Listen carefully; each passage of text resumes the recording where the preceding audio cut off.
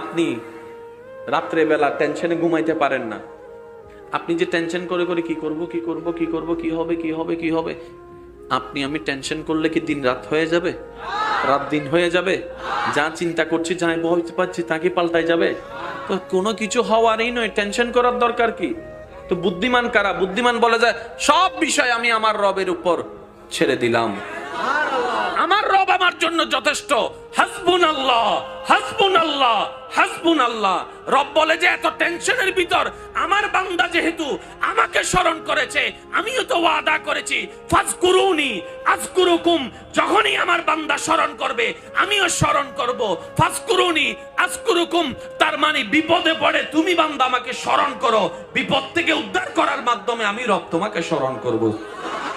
যতই মন খারাপ থাকুক, পৃথিবীর সবকিছু করেও যদি আপনার মনে প্রশান্তি না লাগে, আমি অদম